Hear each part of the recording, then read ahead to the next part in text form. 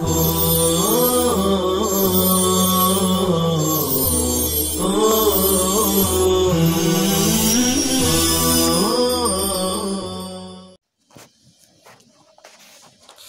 اللہ الرحمن الرحیم الحمدللہ کفا وسلام علی عبادہ الذین اصطفى اما بعد وصلی اللہ علی النبی الکریم۔ عزیز طلبہ اکرام، ثم اذا صار دما عنده فإن وجد في عشرة هو فيها طهر آخر يغلب الدمين المحيطين به لكن يصير مغلوبا إن عد ذلك الدم الحكمي دما فإنه يعد دما حتى يجعل الطهر الآخر حيزا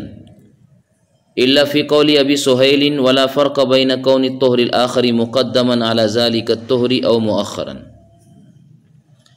جیسا کہ آپ جانتے ہیں طہر متخلل کو ایام حیض شمار کرنے کے سلسلے میں فقہا کے جو مذاہب ہے اور ہر ایک کے نزدیک جو شرائط ہے اس کو بیان کیا جا رہا ہے۔ حضرت امام محمد رحمۃ اللہ علیہ کے نزدیک کل ملا کے 3 شرطیں ہیں درمیان میں آنے والے پاکی کے زمانے کو حیض شمار کرنے کے لیے۔ پہلی شرط تو یہ بتائی گئی تھی کہ 10 دن یا اس سے کم مدت میں اس طہر کی دونوں طرف میں خون محیط ہو۔ نمبر 2، دونوں محیط خونوں کا مجموعہ نصاب ہو، بقدر نصاب ہو، یعنی کم سے کم 3 دن اور 3 راتیں۔ اور تیسری شرط تو درمیان میں آنے والا طہر دونوں محیط دموں کے مساوی یا اس سے کم ہو۔ اگر طہر کا زمانہ دم کے زمانے سے زائد ہوگا تو اسے فاصل شمار کیا جائے گا۔ اب ایک مزید بات یہ سمجھنی ہے کہ تیسری شرط تو کہ درمیان میں آنے والا پاکی کا زمانہ وہ محیط دموں کے یا تو مساوی ہو یا کم ہو، زیادہ نہیں ہونا چاہیے۔ اس میں امام محمد رحمۃ اللہ علیہ دم حقیقی کے ساتھ ساتھ دم حکمی کا بھی اعتبار کرتے ہیں۔ چنانچہ جب دم حکمی کا اعتبار کریں گے تو ماضی میں ہم نے جو صورت پڑھی ہے اس میں ایام دم جو ہے وہ بڑھ جائیں گے۔ طہر اول کو دم حکمی قرار دے کر جب اسے دیکھا جائے گا تو پھر جو ہے ایام دم ایام طہر سے بڑھ جاتے ہیں۔ جیسے ایک عورت ابتدا میں 2 دن خون دیکھے اور 3 دن طہر دیکھے اور 1 دن خون دیکھے، یہ ہو گیا پہلی صورت۔ اس میں 3 دن طہر کے ہے اور 3 دن جو ہے وہ دم کے ہے، تو شرط پائی گئی، لہذا 3 دن درمیان کے وہ حکماً دم ہی کے مانے جائیں گے طہر کے۔ پھر ایک شکل اور بنائیے، ادھر 1 دن خون، پھر 3 دن طہر اور 1 دن خون دیکھے، تو اس صورت میں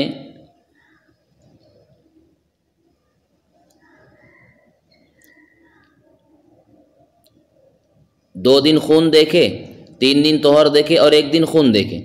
پھر 3 دن طہر اور 1 دن خون۔ تو اب یہ جو طہر ثانی ہے جس میں 3 دن طہر ہے، اس کے ایک جانب 1 دن خون ہے اور اس کے آخر میں 1 دن خون ہے، تو ظاہر سی بات ہے یہاں پر جو ہے طہر کا زمانہ وہ دم کے زمانے سے زائد ہے تو وہ فاصل ہوگا۔ البتہ اب اوپر جو 3 دن طہر ہے، جو طہر اول ہے، چونکہ وہ حکماً دم ہے، کیونکہ شرائط موجود ہے تو فاصل نہیں بنا ہو، امام محمد رحمۃ اللہ علیہ اس کا اعتبار کرتے ہوئے کہتے ہیں کہ طہر اول کو خون حکمی شمار کرنے سے اب اس صورت میں ایام دم 7 ہو جائے گے، کیونکہ طہر ثانی کے اندر ایام دم 2 اور اوپر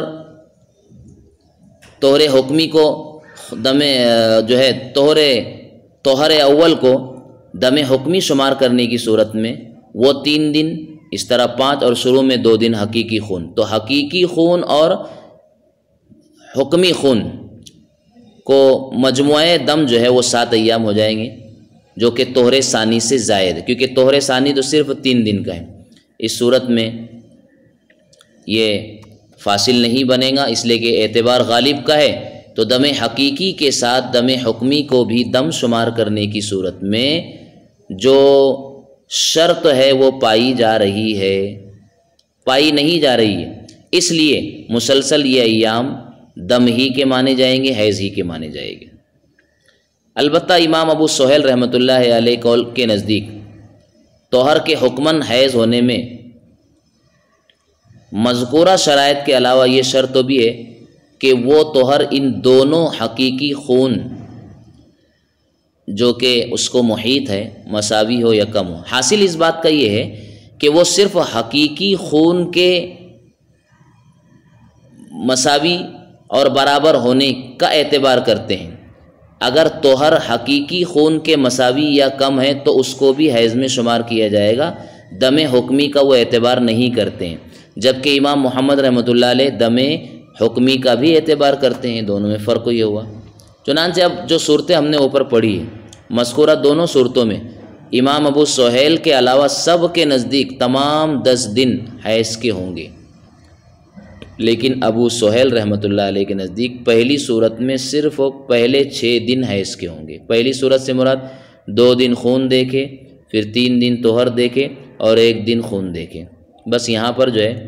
حقیقی خون کا وہ اعتبار کرتے ہیں، تو 2 دن شروع میں ہے، 1 دن آخر میں ہے، 3 دن طہر، تو طہر جو ہے وہ دم حقیقی کے مساوی ہے، شاید یہ 6 دن حیض کے شمار ہوں گے۔ اور دوسری صورت میں دوسرے 6 دن حیض کے ہوں گے ان کے نزدیک۔ دوسری صورت کیا ہے؟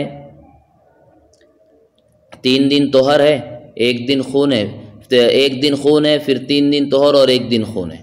اس دوسری صورت میں وہ صرف 6 دنوں کو حیض کا شمار کرتے ہیں۔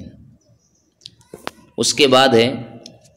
وَعِنْدَ الْحَسَنِ بْنِ زِيَادٍ الطُّهْرُ الَّذِي يَكُونُ ثَلَاثَةً أَوْ أَكْثَرَ يَفْصِلُ مُطْلَقًا۔ امام حسن ابن زیاد رحمۃ اللہ علیہ کا مذہب، جیسے کہ بتایا تھا، امام ابو یوسف رحمۃ اللہ علیہ کے مذہب کے بالکل مخالف ہے، کہ اس کا حاصل یہ ہے کہ ان کے نزدیک 3 دن یا 4 روز کا طہر، اس کا حاصل یہ کہ حسن ابن زیاد رحمۃ اللہ علیہ کے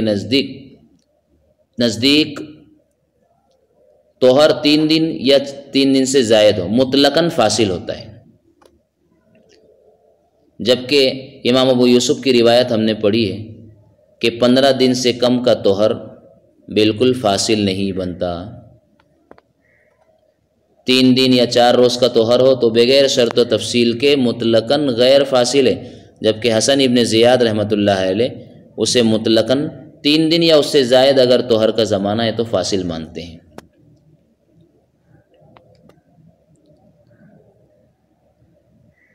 فہذہ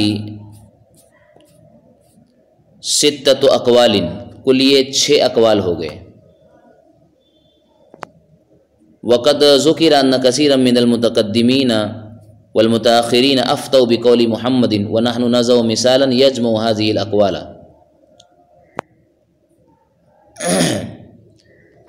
یہ کل 6 اقوال ہوئے۔ اب یہاں ذکر کرتے ہیں شارح وقایہ کہ معتبر کتابوں میں یہ بات ہے کہ اکثر متقدمین متاخرین نے امام محمد رحمۃ اللہ علیہ کے قول پر فتویٰ دیا ہے۔ اب اس پر اعتراض ہو سکتا ہے کہ شارح نے گزشتہ کلام میں یہ فرمایا تھا کہ مشائخین نے آسانی کے لیے امام ابو یوسف رحمۃ اللہ علیہ کے قول پر فتویٰ دیے۔ کثیرا من المشائخین افتوا علی قول ابی یوسف تیسیرا علی المبتدی، مفتی والمستفتی جیسے کہ عبارت اس سے پہلے بتائی گئی، اور یہاں کہا جا رہا ہے کہ اکثر متقدمین نے امام محمد کے قول پر فتویٰ دیا ہے، لہذا دونوں قول میں تعارض ہو رہا ہے۔ جواب اس کا یہ ہے کہ دراصل بعض مشائخین نے امام ابو یوسف کے قول کو آسان مان کر اس پر فتویٰ دے دیا، اور بعض مشائخین نے امام محمد رحمۃ اللہ علیہ کے قول پر فتویٰ دیا ہے، لہٰذا دونوں قول اپنی اپنی جگہ پر درست ہے۔ اب دیکھیے شارح کہتے ہیں ہم ایک ایسی مثال پیش کرتے ہیں جو تمام اقوال کی جامع ہوں گی، کہ جس میں تمام ائمہ کے 6 اقوال موجود ہوں گے اور سمجھ میں آ جائے گے۔ فرماتے ہیں مبتدآت رأت یومن دمن و 14 طہرن ثم یومن دمن و 8 طہرن ثم یومن دمن و 7 طہرن ثم یومین دمن و 3 طہرن ثم یومن دمن و 3 طہرن ثم یومن دمن و یومین طہرن ثم یومن دمن و یومین طہرن ثم یومن دمن۔ یہ ایک مثال انہوں نے پیش کی ہے، لیکن شروع میں کہا مبتدآت۔ مبتدأ ایسی عورت جس کے بلوغت کا زمانہ ہی حیض سے شروع ہو رہا ہو، یعنی جس کی ابتدائے بلوغت ہی حیض سے ہو رہی ہو اور شروع حیض ہی میں اسے معاملہ گڑبڑ ہو جائے۔ ظاہر سی بات ہے ہر ماہ ایام حیض کی عادت بننے کے لیے ابھی ٹائم لگے گا، لیکن جس کی بلوغت کی ابتدا ہی حیض سے ہو رہی ہو تو شروع ہی میں حیض کا زمانہ کم و بیش ہو رہا ہے، اس میں کمی زیادتی ہو رہی ہے۔ البتہ رہی بات اس کے مقابلے میں معتادہ کی، یعنی وہ خاتون جس کی ہر ماہ کی حیض کی عادت ایام والی جو ہے وہ متعین ہے، ایام حیض اس کی عادت کے مطابق متعین ہے، تو اس کو اگر اس معاملے میں اگر گڑبڑ ہو جائے اور عادت سے زائد خون آئے تو اس کے لیے آسان ہے کہ وہ اپنی عادت کے مطابق ایام کو حیض کے شمار کریں گی اور باقی تمام ایام بلا چوں چرا استحاضہ میں شمار ہوں گے۔ البتہ مبتدآت ہے جس کی بلوغت کی ابتدا حیض سے ہو رہی ہے اور اس کو اکثر مدت حیض یعنی 10 دن سے زیادہ خون آئے، تو اب ظاہر سی بات ہے عادت تو متعین نہیں ہے کہ عادت کے مطابق ایام کو حیض مانا جائے اور باقی ایام کو استحاضہ میں شمار کیا جائے۔ اس لیے اب ضرورت پڑے گی کہ کتنے ایام کو حیض مانا جائے گا اور کتنے ایام کو استحاضہ کا خون مانا جائے گا، اس کے لیے شارح وقایہ نے ایک مثال پیش فرمائی ہے۔ اب ہر امام کی اپنی شرط کے مطابق اس ایام کو حیض مانیں گے اور باقی ایام کو استحاضہ شمار کیا جائے گا، جیسا کہ یہاں بتا رہے ہیں۔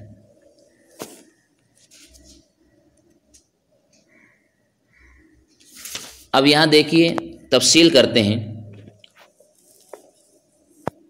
فَهَذِهِ 45 يَوْمًا،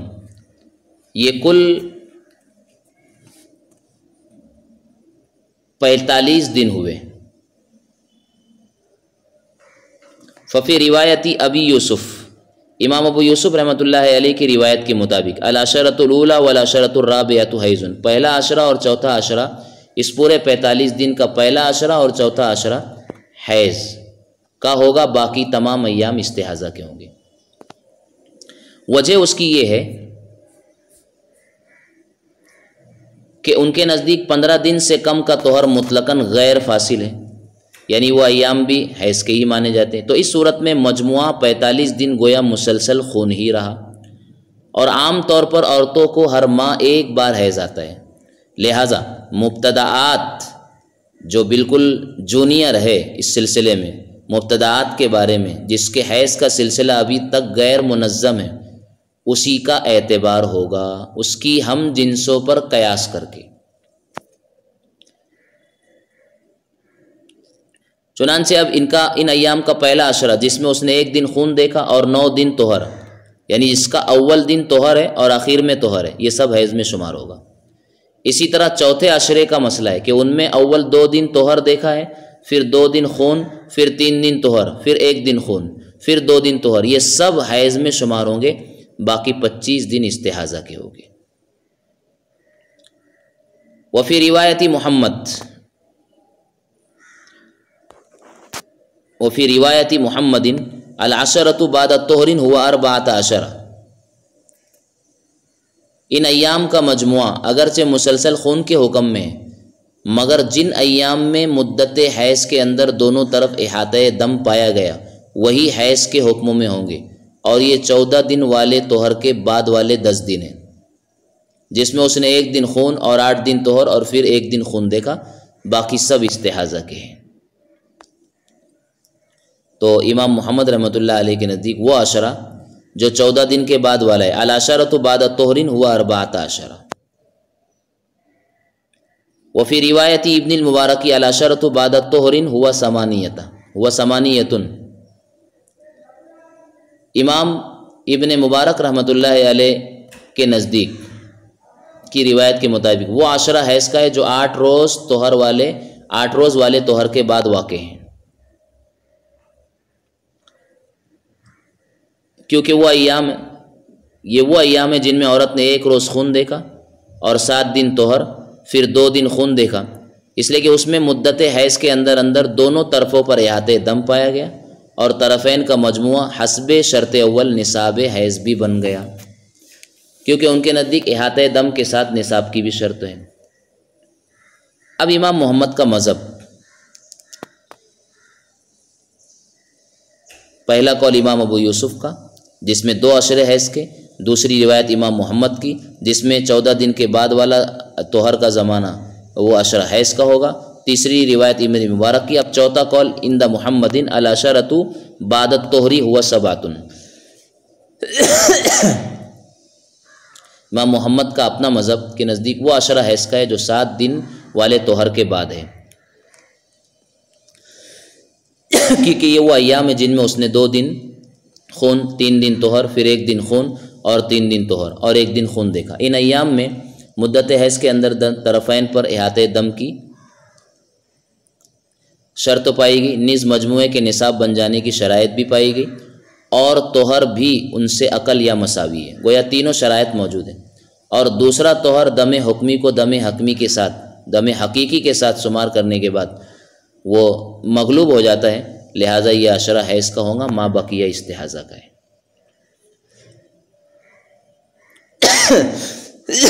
وعند ابی سہیل الستۃ الاولی منہا، اس پورے 45 دنوں میں 6 دن امام ابو سہیل کے نزدیک اس عشرے کے ابتدائی 6 روز، اس عشرے کے ابتدائی 6 روز حیض کے ہوں گے، جس عشرے کو امام محمد رحمۃ اللہ علیہ حیض کا شمار کر رہے ہیں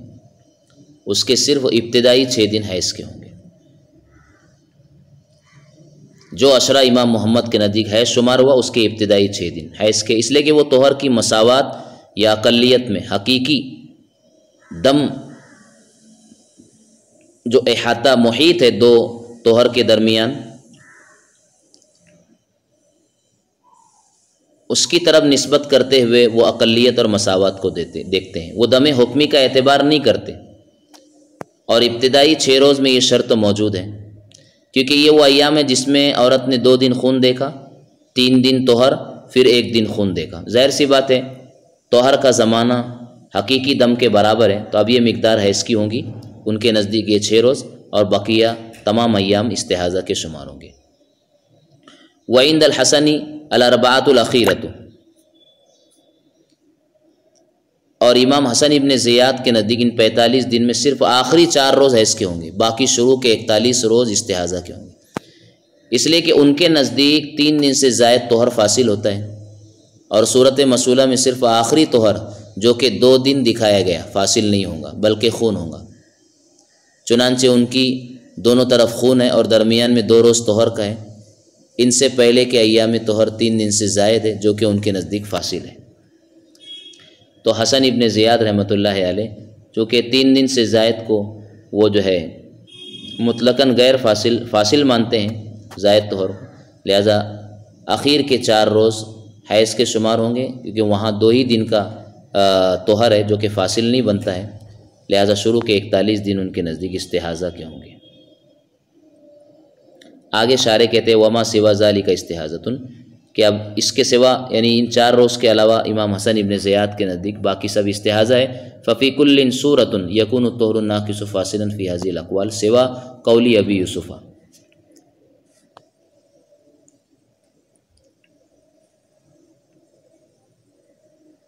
امام ابو یوسف رحمۃ اللہ علیہ کی قول کے علاوہ تمام اصحاب کے اقوال نے جو شرائط لگائی ہے وہ محض اس لیے کہ درمیان میں آنے والا طہر کب حیض میں شمار ہوگا۔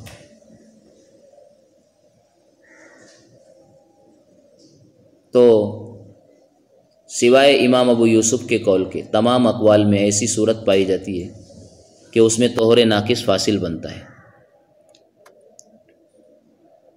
لیکن امام ابو یوسف کے قول کے مطابق یہ بات ممکن نہیں ہے، کیونکہ ان کے نزدیک تو طہر ناقص کسی حال میں فاصل نہیں بن سکتا ہے۔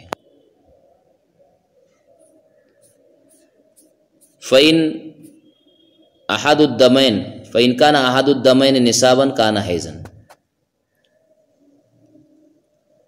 پس اگر دونوں خون میں سے کوئی ایک نصاب ہو تو حیض ہوگا۔ وَإِنْ كَانَ كُلٌّ مِّنْهُمَا نِصَابًا فَالْأَوَّلُ حَيْضٌ، اور اگر طہر کے دونوں جانب ہر ایک نصاب ہو تو پہلا خون حیض ہوگا۔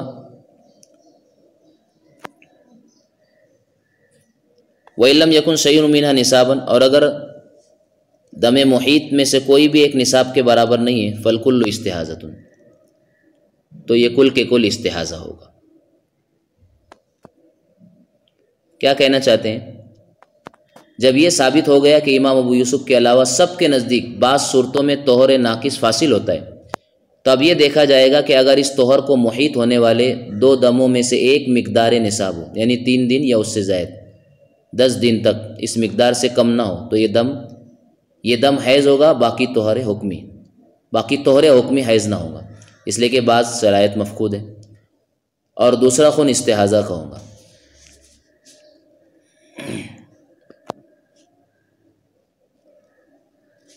اور اگر ہر ایک نصاب ہو تو پہلا نصاب حیض ہوگا، باقی استحاضہ ہوگا۔ اس کے بعد وَإِنَّمَا اسْتُثْنَى قَوْلُ أَبِي يُوسُفَ لِأَنَّ هَذَا لَا يَتَأَتَّى عَلَى قَوْلِهِ، امام ابو یوسف رحمۃ اللہ علیہ کے قول کا استثناء اس لیے کیا گیا کیونکہ وہ 15 دن سے کم کے طہر کو ہرگز فاصل نہیں مانتے ہیں، اس لیے ان کے مذہب اور قول کے مطابق یہ بات ہرگز نہیں پائی جا سکتی ہے۔ آگے مصنف رحمۃ اللہ علیہ نے الوان حیض کی بحث کو شروع کیا ہے۔ اللہ تعالیٰ یہ 6 کے 6 اقوال ہمارے ذہنوں میں مرتصف فرمائے اور سمجھنے کی صلاحیت عطا فرمائے۔ وما توفیقی الا باللہ۔